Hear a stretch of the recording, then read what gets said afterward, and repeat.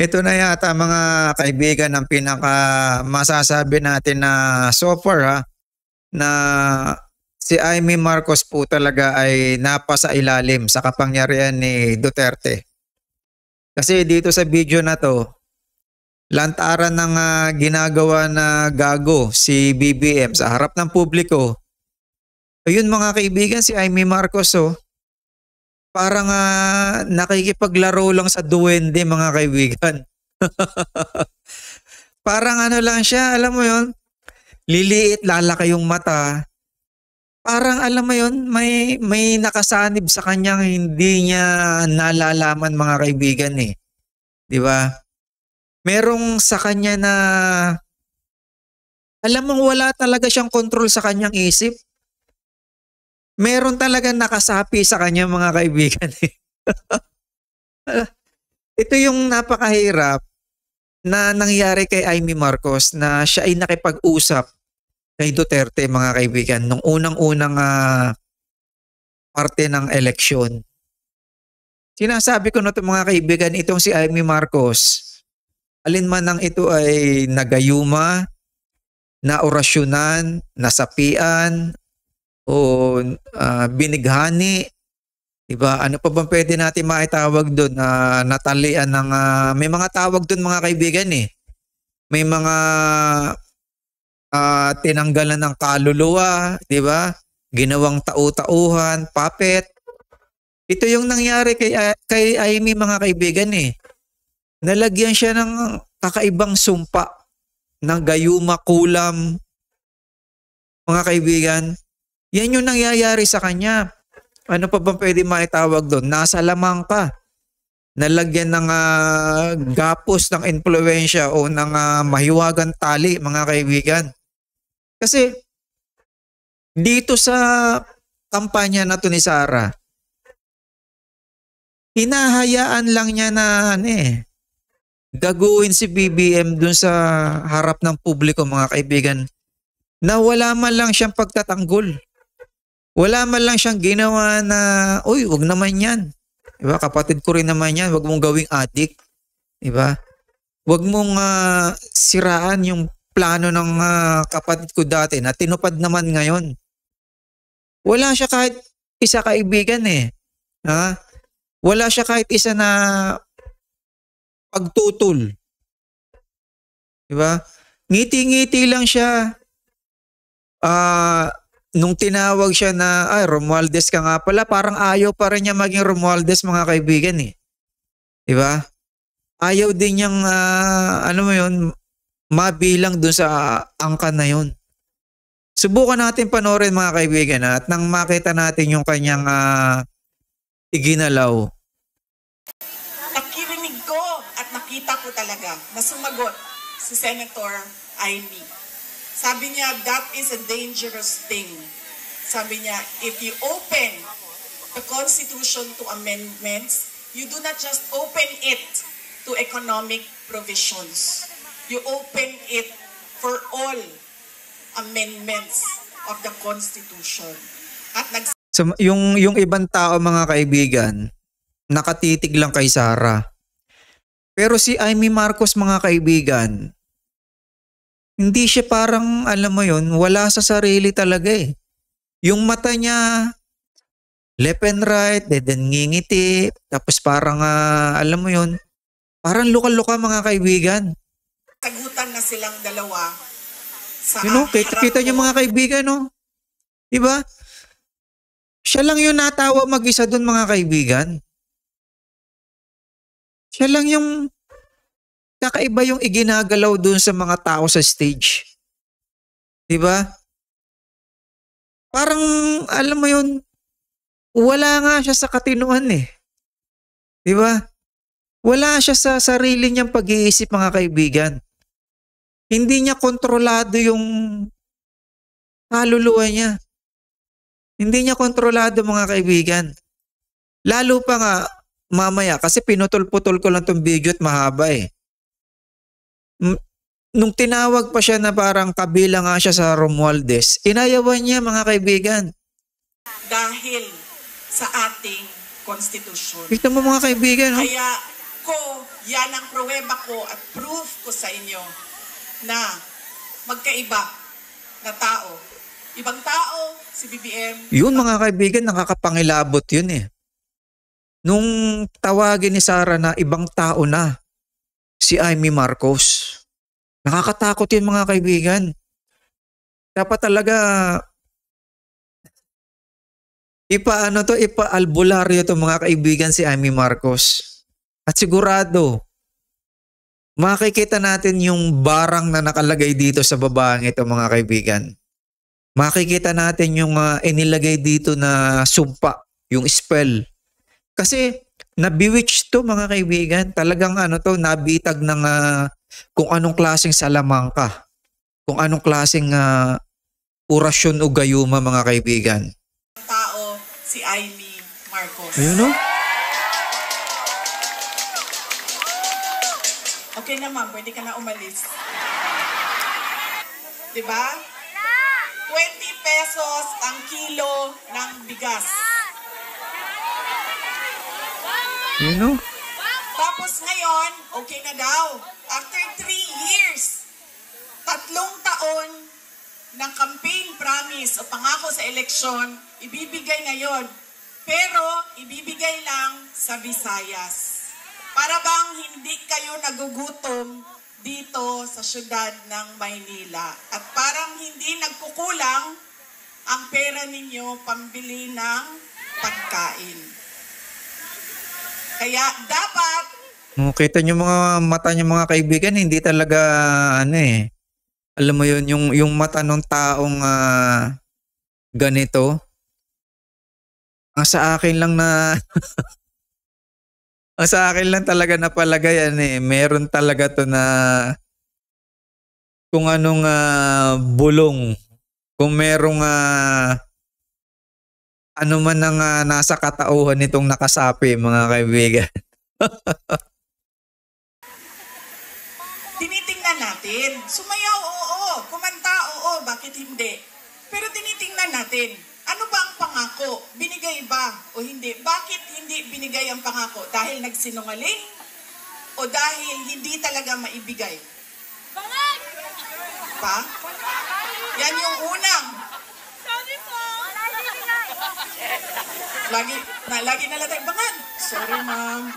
Kita mo mata ni Amy Marcos Parang seryoso siya, then tatawa. Seryoso, tatawa. Alam mo yun, hindi talaga normal mga kaibigan. Samantalang yung ibang nakikinig lang kay Sara Duterte, nakapokus lang.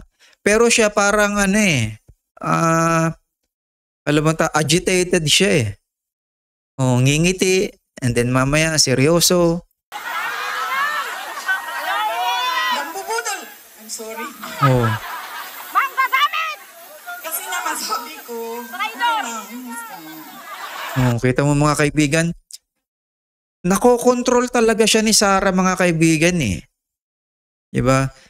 Kung sa iba-ibang politiko na ganitong biruan na yung kapatid tinatawag ng budol, aalma ng mga kaagad mga kaibigan Kasi syempre, kapatid niya yun Kaya lang sa lagay nga nitong si Amy Marcos, wala siyang reaksyon mga kaibigan, kundi parang magsunod-sunuran.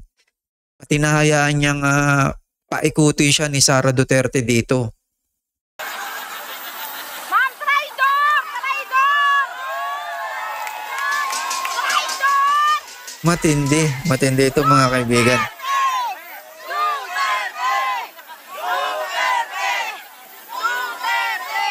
alam nyo, yung bangag na yan, Yan nakita niyo mga kaibigan pinapatukuyan ng adik yung kanyang kapatid. Pero wala lang. hindi totoo. Hindi naman ako kasi tumawa dahil tinawag siyang bangag. Andun ka din, di ba? Hindi ako, kasi sa Bisaya, ang bangag, di ba? Bangag, bangagan, bangag. Oo. So, pag sinabi mong bangag sa Bisaya, hindi siya adik. Butas! Butas! Akida. Butas! Diba? Butas! Buslot! Oo. So, hindi talaga ako natawanan. Tinawag siyang bangag. Kasi sa Bisaya, ang bangag ay butas. Hindi, At saka sa slang, ang bangag is yung private part ng babae. Diba? Bangagan. Ang pinagtawanan ko, dahil ang rally na yon ay kontra sa pag-amyenda ng konstitusyon. Yun yung rally na yon. Tapos nagulat na lang kami na iba na yung napag-usapan doon sa rally. Pero balik tayo sa bangag, ma'am. Alam mo, hindi ito kasali talaga sa speech ko. Sinabi sa akin ng partner ng uncle ko na noong hindi pa siya Pangulo, nung senador pa lang siya, ay bumisita sila sa bahay at inalok talaga sila ng droga. Kita niyo mga kaibigan na yun daw tito ni Sara o tita ni Sara, tito, pinalok ni BBM ng droga. Harap-harapan mga kaibigan eh. Diba? Harap-harapan pero walang tutol si Amy Marcos. Ginagawa ng drug addict sa harap, sa mata ng publiko yung kanyang kapatid na wala naman talagang pruweba. Ay, iyan siya mga kaibigan, nakatingin lang kay Sara na parang alam mo yun, pinapanginoon. Humindi yung wala naman ako sinabi na pangalan. Talaga. Alam nyo, may malaki bang tulungan ang Maynila para sa atin lahat? Hindi nila tayo kakayanin ikulong, no? Baka matulad tayo kay President Duterte. Nakulong na. Humindi yung partner noong uncle ko. Kinento nila yan sa Humindi daw yung partner ng uncle niya na inalok ni BBM ng droga. Imagine mo, gaano kalaki sira yan kay BBM pero kay Amy Marcos nalantaran nasa harap niya. Ay bali wala mga kaibigan. Hindi talaga pwede mangyari na yung kapatid mo na isang presidente ng bansa na ang pamilya nyo ay napaka-impluwensya, harap-harapang ginagawa ng katarantaduhan. Panganay pa siya mga kaibigan na. Pero good na good lang sa kanya. As in parang simpleng biro lang mga kaibigan na walang epekto sa kapatid niya. Hindi niya nalalaman na napakalaking sira nito sa karakter ng kanyang kapatid na humahawak ng kapangyarihan ng Pilipinas.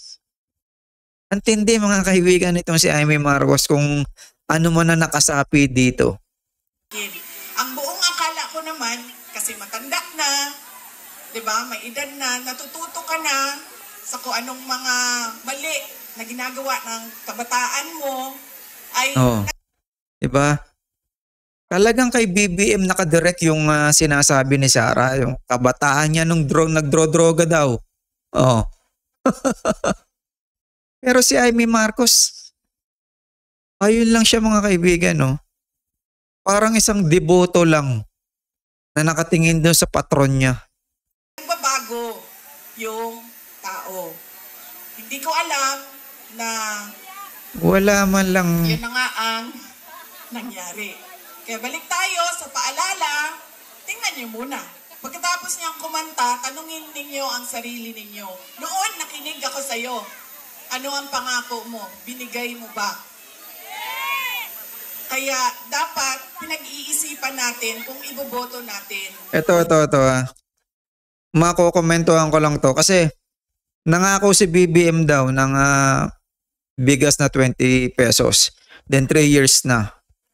Paano yung pangako ng tatay niya na tatapusin yung kriminalidad sa loob ng 6 months? Isang gamundong kapalpakan din yun eh. Yung tatanggalin niya, yung corruption. Wala din nangyari do sa pangako ni Duterte mga kaibigan. Kaya kung sino mang DDS ang boboto dito, ay i-backtrack nyo muna yung ama nito. Kung yung mga pangako ba ay natupad. Kasi ang ipinagmamalaki nila, yung mga 10-year passport, 10-year license, hindi yun kasama sa plataforma ni Duterte, mga kaibigan. Ang may kagagawa nun ay si Gordon, si Senator Richard Gordon at si Grace po, mga kaibigan. Wala yun sa plataforma ni Duterte. Ang pinaka-plataforma ni Duterte, patayin niya yung mga Pilipino, mga kaibigan.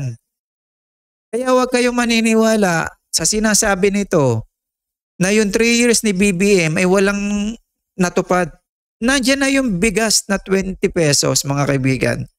Nakabili na ako eh. Oh. Kaya totoong meron. Yung kay Duterte, yun ang kapalpakan, mga kaibigan.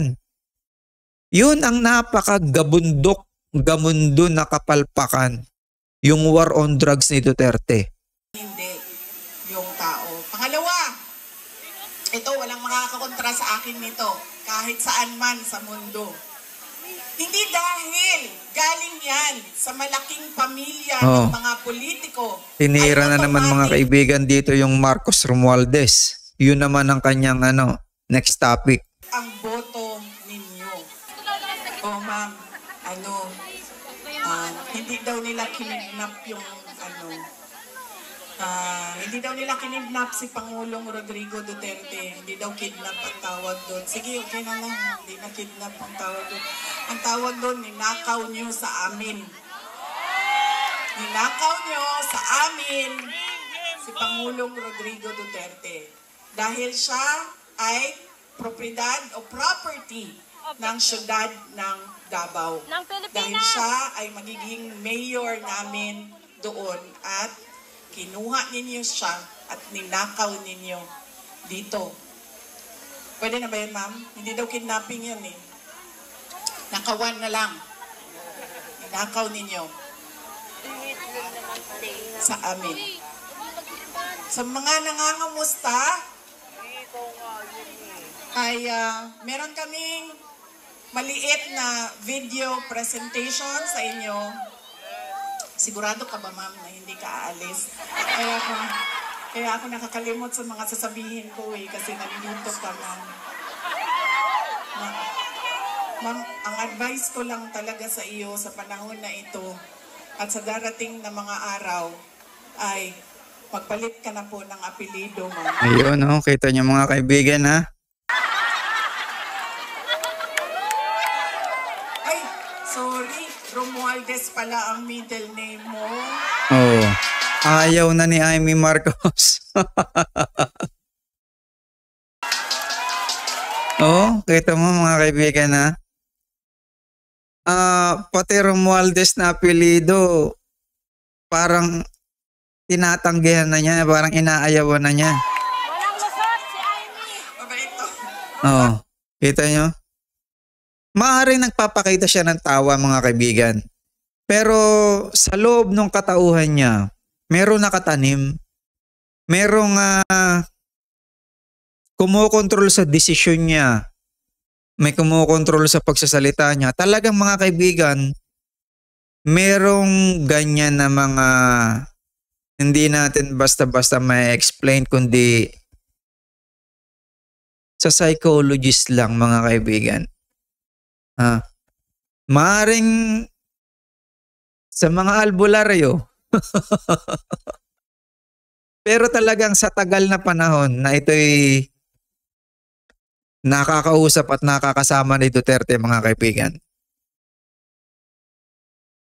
ito ay nabighani. Nabighani ito. Ito ay masabi natin na nalagyan ng bulong, ng sumpa, ng spell sa kanya, mga kaibigan. At yun ay mahirap talaga makawala doon. Napakahirap makawala doon, mga kaibigan. Unless gisingin ka nung taong may third eye o may kapangyarihan na alisin yung sumpang yun. Yun ay mga albularyo, mga kaibigan. At ako'y naniniwala sa albularyo kasi Meron kasing nagawa sa akin na hindi ko dati pinaniniwalaan. Ayaw na ayaw ko maniwala dyan sa mga naeengkanto, yung mga parang nagagalaw ng kung ano mga lamang lupa. Ako'y naniniwala dyan mga kaibigan kahit paanong sabihin ninyo. Nangyari kasi sa akin. May mga tao kasi talaga may kakayahan na alam mo yun. Makita yung ang isang tao ay nakontrol, bakit siya camping-campi doon. Di ba? Meron dyan mga bagay na hindi napapaliwanag ng mga doktor. Ang sa akin lang, ang nangyari sa akin, ako ay nasabihan ng doktor ko na magpa-check up ako sa albularyo kasi hindi niya sakop. Hindi niya sakop yung nangyari sa akin. Kasi ako ay pinaso nung doktor mga kaibigan. Pinaso ako na hindi ko alam kung bakit napakainit. Hindi ko alam kung bakit napakainit ng posporo mga kaibigan. Kahit anumang hawak ko, ilagay ko sa palad ko, kung dulo ng daliri, napakainit mga kaibigan. Pero nung dumating ako sa bahay at sinusubukan ko namang ilagay yung posporo sa kamay ko, wala naman nangyayari sa akin. Pero nung nilagay ng doktor ng orasyon, yung posporo mga kaibigan, tinanong ko pa nga kung anong sinabi niya doon sa posporo Hindi niya sinabi sa akin yung orasyon. At iniligay niya mga kaibigan sa palad ko, talagang itinapon ko yung posporo sa sobrang init. So, dito sa ganitong pangyayari mga kaibigan na yung magkapatid ay hinahayaan ng isang kapatid na ituloy yung paninira kay BBM. Meron na po talaga itong mga kaibigan na masasabi nga natin na may kumokontrol po dito. May kumokontrol dyan mga kaibigan. Hindi yan na nasa sarili niya. Wala sa sarili si Amy Marcos mga kaibigan. Kaya yung pasama-sama nga nito kay Duterte pakikipag-usap, kita nyo kung gaano siya kasubmissive kay Duterte. Yun ang pagkakataon ni Duterte na ito ay nagawan ng bulong. Kasi wala akong nakitang mga kaibigan na ganito katindi yung ginawa. Maliban nung kay halimbawa, kay Senator JB at kay Senator Jinggoy. Yun naman kay JB hindi lang naimik, hindi siya naimik kay Senator Jinggoy o hindi siya open nung nagkaroon ng impeachment yung father niya si former President Erap. Hindi lang siya ganun ka-public magsalita. Yun yung parang nakita lang na hidwaan. Hindi naimik si Senator JB. Wala siyang nilalabas na mga press release, kung ano man yung opinion niya sa tatay niya. Walang ganun. Pero itong si Amy Marcos mga kaibigan, kakaiba talaga Diba? Parang special case ito ng albularyo. Wala nang makakagamot dito tingin ko mga kaibigan, kundi isang alam mo yun, nakakagamot ng mga may ganyan nga na nalagyan ng bertud o nalagyan ng sumpa, ng orasyon o ng na-illusion siya, na-hypnotize siya. At yun ay daladala niya sa kanyang katawan, mga kaibigan. Daladala niya yun. Hindi maaalis yun. Hindi ka magigising hanggat walang taong may kakayahang magtanggal nun. Naniniwala ako dyan mga kaibigan. Kahit sa moderno nating panahon, may mga tao talaga na mayroong kakaibang kapangyarihan mga kaibigan. Hindi sila matatalino, hindi magagaling sa math, hindi sila sabihin natin na ganun kalalim mag-isip. Diba? Pero meron silang nagagawa na hindi nagagawa nga nitong mga technical na tao. Yun ang hindi kayang ipaliwanag ng science. Kasi nangyari nga sa akin mga kaibigan, hindi ako naniniwala dyan eh. Sinasabi ko, ulitin ko ulit, hindi ako naniniwala dyan. Kasi isa akong mahilig sa technology mga kaibigan. Pero nung time na hindi ko nga maipaliwanag yung nangyayari sa atin. Ay naniwala na ako talaga mga kaibigan na meron talaga. Na hindi ko makontrol yung sarili ko. At isang ang doktor mismo, isang medical doctor ang nagpayo sa akin na ilang beses na ako napunta sa kanya. Na una ginagamot ako and then hindi na nga magamot. Nangyari nga na hindi niya feel, hindi niya sakop yung paggamot sa akin. And then nawala. Nung pumunta ako dun sa albularyo. Okay. At yun naman napuntahan ko, talagang marunong.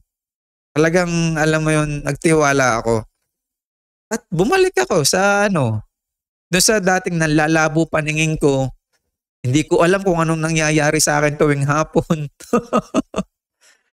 Kung ano-ano ng gamot ang nainom ko. Wala mga kaibigan talagang pero bumalik nga yung buhay ko nung ako sa albularyo eh. Diba? At alam ng doktor ko, kasi meron siyang kapangyarihan. Meron din siyang kapangyarihan na alamin nga yung mga bagay na hindi niya kayang gamutin. So itong si Amy Marcos, kailangan nito ng konsulta sa isang albularyo. At malamang magigising ito na bakit niya nagagawa ito sa kanyang kapatid. Diba? Magigising ito mga kaibigan. Harap-harapan na kasi. Hindi ka panipaniwala mga kaibigan. Kasi kung ganyan kayo magkaaway na magkapatid, tahimik ka na lang. Kaya mong yung isa na lang yung maingay.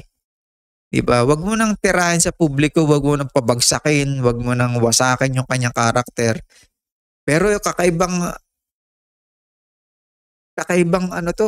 kay Amy Marcos. Kakaibang sitwasyon. So kailangan niya talagang magpakonsulta. So sa hindi sakop ng mga medical doctor. So hanggang dito lang mga kaibigan, lang tayo, nagkwentuhan lang tayo. Na ito nga nakikita ko kay Amy Marcos, kakaiba. Kakaibang case ng parang napaka-submissive niya. Parang naging tupa, natalian siya sa leeg, natalian siya sa utak, naging sunod-sunuran siya. Nakakita nyo kahit yung apelyidong Romualdez parang inaayawan na rin niya kasi iba nga yung iba yung nasa espiritu niya eh. Hindi siya yung siya yun.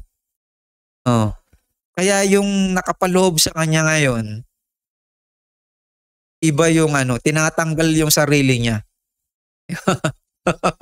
Mahirap ipaliwanag pero talagang may mga taong nakakagawa niyan mga kaibigan. So hanggang dito lang, maraming salamat sa inyo. Kung anong napag-usapan lang natin, napapagkwentuhan lang natin, na opinion ko lang dahil sa nakikita ko na ngayon lang na nangyari ito. Kahit hanapin nyo sa lahat ng politiko, walang nangyaring ganito. Kahit pa i-compare mo si Pinoy at si Chris Aquino mga kaibigan, hindi naman ganito. Diba? Yung kapatid ni John F. Kennedy, saka yung kapatid niya, nag-away lang pero hindi ganito. Diba? Wala kang makikitang ganito mga kaibigan. So ulitin mga kaibigan, lagi pong mag-ingat-ingat tayo sa daan at kung saan lugar man kayo, ay lagi po kayong sabihin natin na magdasal at humingi ng tulong na wala pong pumasok sa atin na masamang mga bagay o masamang kaisipan. Lagi po tayong mag-isip ng mabuti. Diba? Para tayo ay hindi mapasukan ng kung ano mga masamang espiritu. So hanggang dito lang mga kaibigan, maraming salamat po. Nauutal lang ako kasi ako bagong kain. So hanggang dito lang mga kaibigan, God bless po sa inyo. Maraming salamat sa panonood po.